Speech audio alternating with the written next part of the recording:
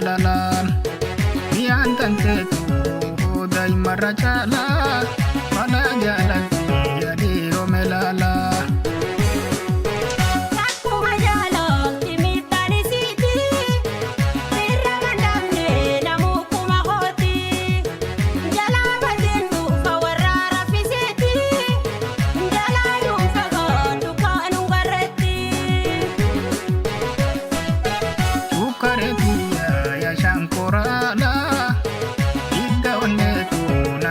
Jalalaan miyaan tanteetu daa'immarra caalaa mana jaalatti yaadiyoo melaalaa.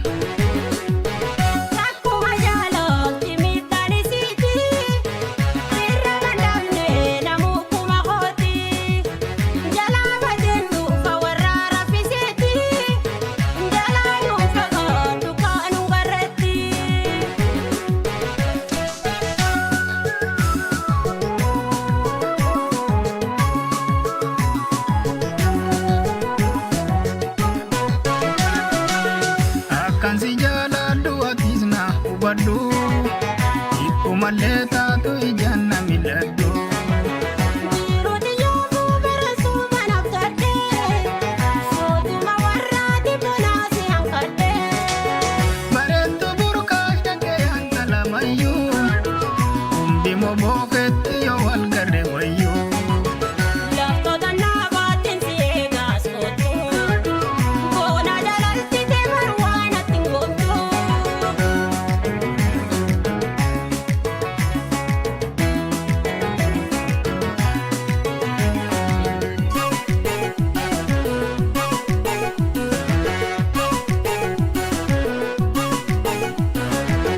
Shukareetiya yaa shankoraadhaa hidda onneetu namiite jalalaan miyaan tanteetu daa'immarra caalaa mana jaalatti yaadiyoo melaalaa. Akkuma jaalatti miidhaan isiiti irra mandamne namuu kuma hooti jalaa bateen dhufa warra raffiseeti jalaa dhuunfa godhu kaanu garreetti.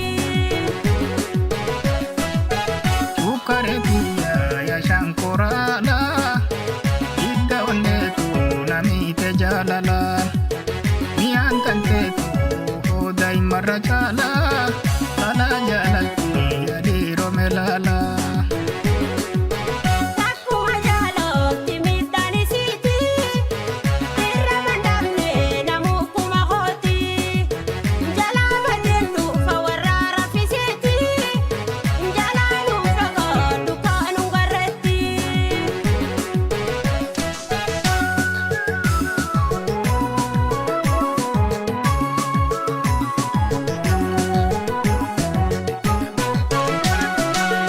Ila sukkaddeetiin si eegaas kootu kan dhufateetiin achi eegaa.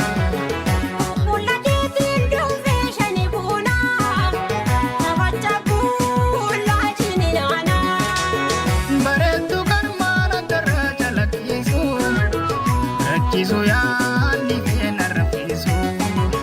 Magaalaa goofaaree filaan keessaa ifuu jechuun barbaadini bee baransiifuu.